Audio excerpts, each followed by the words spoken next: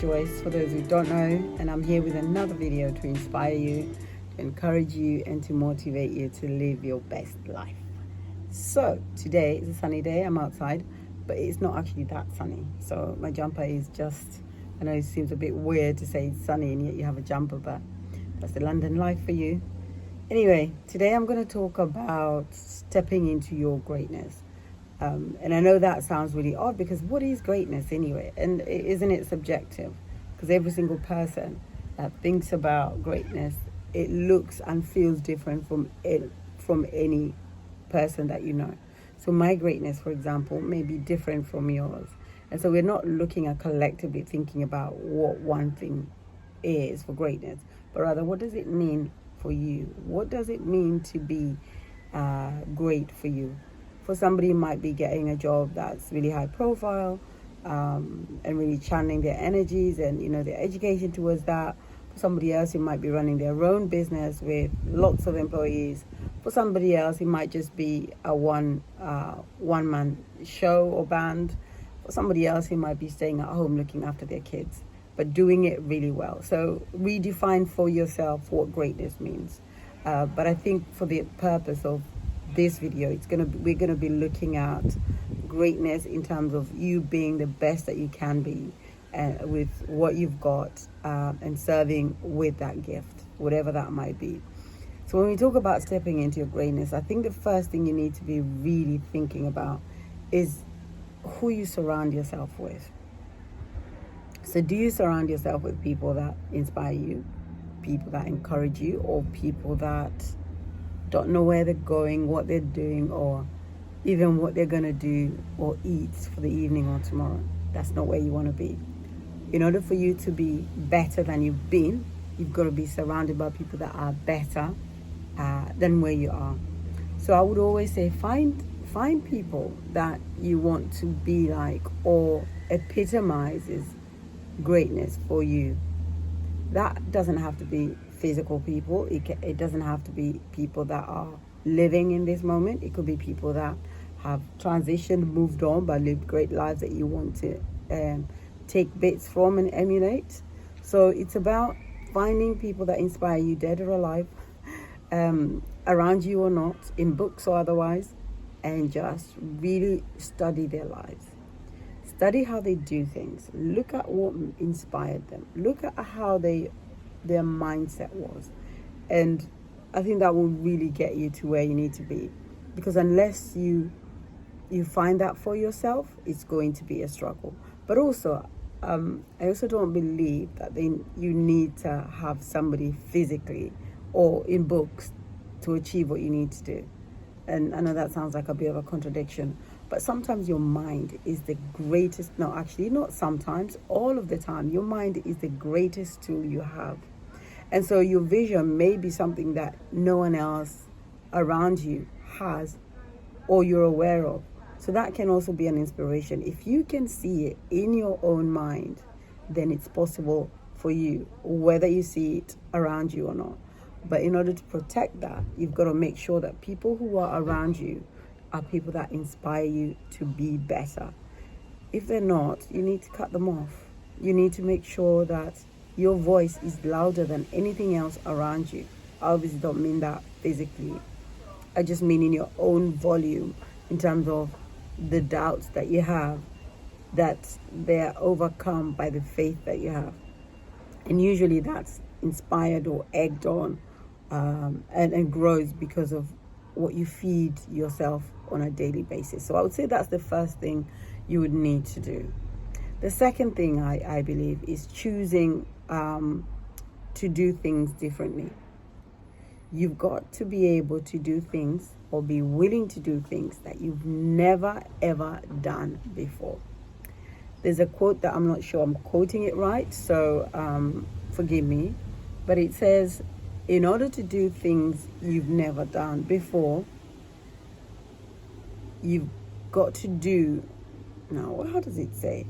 In order to get what you've never gotten before, you've got to be willing to do things that you've never done before, or something along those lines.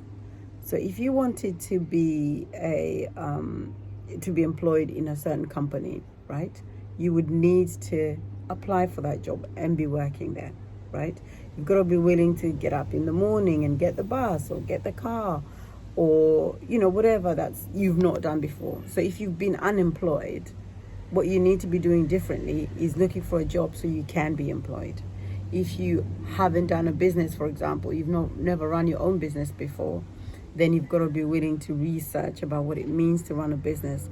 It might mean looking at what taxation is for people who own their own businesses. It might be thinking about putting money into a business that you've never done before.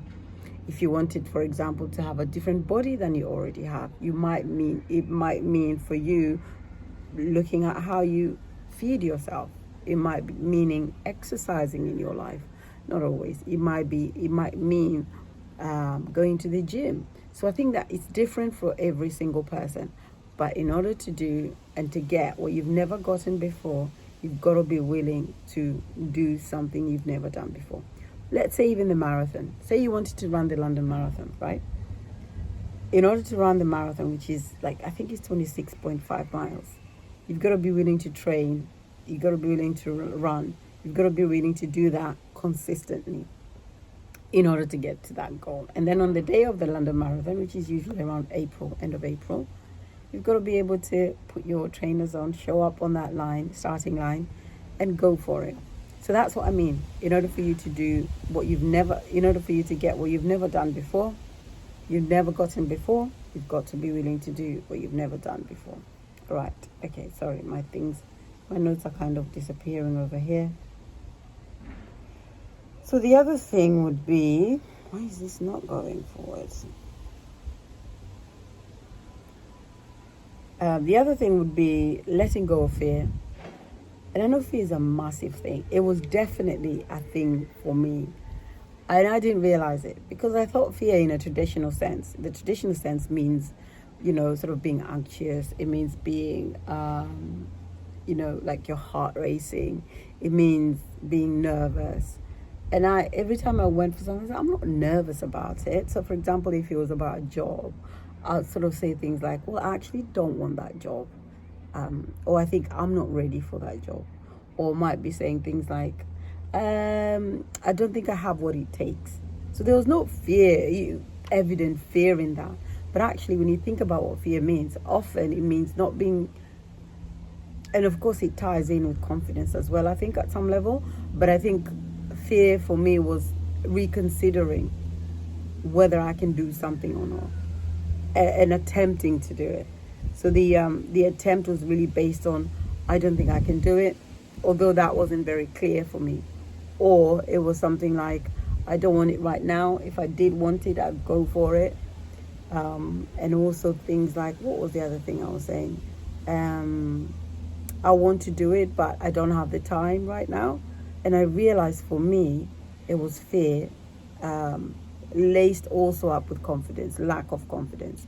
And I think you need to be willing to get past that. You need to be willing to be true to yourself. That actually, I am feeling a little bit fearful. That's why I'm not going for it. Or, I don't know what to do. But what do I need to do in order to get to a place where I'm able to confidently go for the things that I desire? So fear comes in many, many forms. It's not just the physical bit that you feel. It could just be you feeling that you can't go for something because you think you're not able to do it. But again, as I said, it is laced up with a little bit of self-confidence. So a lot of the things are quite intertwined, particularly around fear. It's not just you're afraid of doing it. And I think that's the thing, isn't it, in terms of wanting to go for your goals, but not really feeling that you can do it, because then you don't surround yourself with the right people. You're not willing to do what you've never done before. And therefore, the fear keeps you bound. It keeps you where you don't need to be. And that's where you've got to learn to break through. And it means being consistent in breaking barriers for yourself every single day or every single month even, so that you build that confidence in yourself. Because we do at some level, is because we think, well, let me just finish that thought. Most of the time, it's because we think we can't do it, and therefore we don't go for it. But the bottom line is that we are afraid to move from our comfort zone. We're afraid to move from what is familiar. We are afraid to move from what we've known for a very long time. And, it is fearful, but we don't see it as that. We just think, well, I like it here. Oh, I've been doing this a long time, I'm okay. But actually, this is where self-reflection is so important. Looking at what you're thinking about, feeling, and processing all of that is really important for you to be able to transcend your fear. So the first thing is surround yourself with people who inspire you, who encourage you, and are where you need to be. If not, be willing to be on your own for a while. Choose to do things differently. In order for you to get what you've never had before, you've got to be willing to do what you've never done before. And finally, let go of fear. Fear is not a good thing. Fear is not your friend. It's good because it encourages you it tells you that there's something wrong and encourages you to do things differently. So it's not a bad thing. It's not a negative thing. But it just means that you've got to acknowledge it. You've got to know that it's there, and then you've got to move forward. So step into your greatness. Go for the thing that you think you can't do it. And even if you think you can't do it, what's the harm in attempting anyway, right? Because that's what really life is about. We're meant to be trying and doing things that we don't always think we can do. Anyway, a bit of a rumble there. Apologies if it didn't flow. But I'll catch you up again very soon. God bless.